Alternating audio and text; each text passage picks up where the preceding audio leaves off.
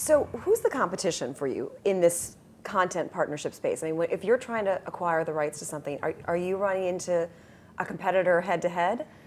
Yeah, I get that question a lot, particularly in response to the things that we're doing with YouTube. And frankly, I think that is a traditional media question, and I'll tell you what I mean by that. In traditional media, everything, well, not everything, but so much of the business is either or. You either compete for a deal or you don't. You either get exclusive rights or you don't. You have the opportunity to work with someone or you don't. And our approach is to be as open as possible and to be as flexible as possible. So for example, we do not do exclusive deals.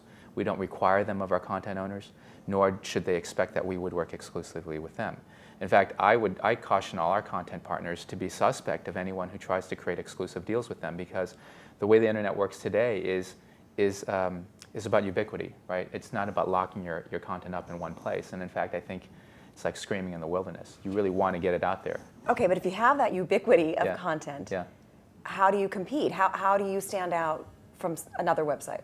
So I think how you do it is you don't think that you're competing against another website, but you're really trying to think about aggregating as many viewers as possible if you're a content owner, if I take your question correctly. So if I'm a content owner, those days of bringing the viewers to the one place I designate where the content should be and when is tough to do these days, because the technology has now raced ahead of that, and the technology has enabled distribution to occur in a much more seamless fashion.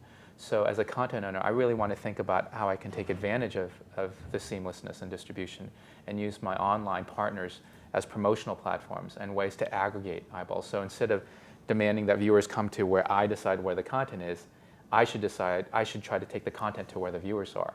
And YouTube is one way to do that. So part of what we do, and going back to who's our direct competitor, is that we think that everyone could be a collaborator. This idea of competing against us for audience or advertisers is obviously true on some level, but we also like to collaborate with people. So what we do, for example, is provide our tools to anyone who wants it. So you can embed our player, you can embed uploaders, and in fact, you see a lot of our players and a lot of our views come off the YouTube website. So they could be on MySpace pages or blogs or third-party websites, and that's great. And it's great, but it begs the question: how do you make money? How does anybody make money? Well, right now, of course, we're thinking about advertising and embedding advertising in the content. And so when these videos are played, obviously advertising will come with it. We also are. I want to interrupt you for a second there. What do you think is the best model for doing that with video?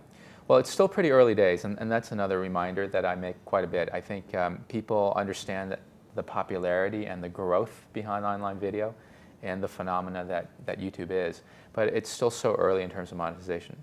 We just released our first ad monetization product last quarter. How's it doing?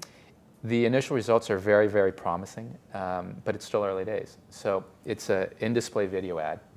And we don't believe in pre-rolls. We think it harms the user experience. So what we do is about 15 seconds into a video, on the bottom 20%, a translucent inlay appears, and the user has the ability to control whether he or she wants to watch the ad or not, and they can pop it open. And then they can close it at their discretion, and the video will resume from where it was interrupted. We also treat the ad as content, so users can exchange and share the ad itself. And so we've been monitoring every nuance and every type of behavior around the ad you can imagine. But it's so far so good. And what about advertisers accepting or not accepting user-generated content? How much do you run into that as a sticking point? I find that in our conversation with content owners and advertisers, it's frankly exaggerated in the press, the reticence that advertisers have about user-generated content. I think it's not giving advertisers enough credit. The interactions that we've had with media buyers and advertisers and sponsors is that, frankly, they're much more creative and much more willing to be aggressive and experiment, obviously under the right conditions. And I think, frankly, big media and press like to paint a black and white picture of professional content, premium content, branded content that we know as being good, and user-generated content as being bad or silly. Or uncontrollable. I don't know if the problem is that people think it's silly. Yeah.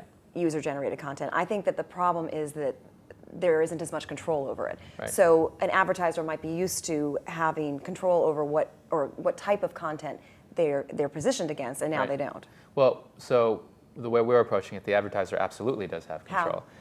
And in fact, what I haven't mentioned is that, well, on one hand, you have big branded premium content providers, which we also have at YouTube, and you have users, individuals who submit content. You have this whole body of content providers in the middle that I call the torso.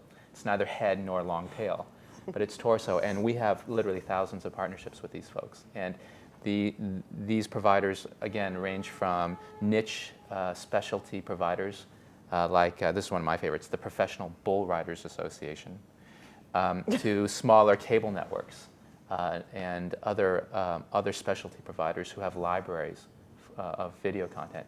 And what we do is we offer lots of different ways to package that content and make it available for advertisers. So we've been focusing on, frankly, the torso and our premium content. And as for our user-generated content, we have a program where the most popular users can become part of the monetization marketplace.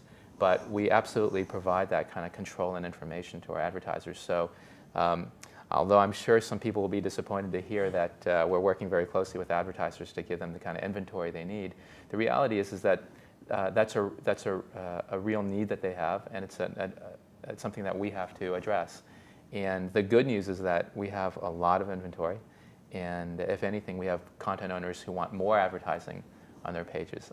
So it's a very interesting time right now because, frankly, there's more demand than the technology and services are able to provide. So I feel like we're right on the cusp of seeing the marketplace really, really grow very quickly.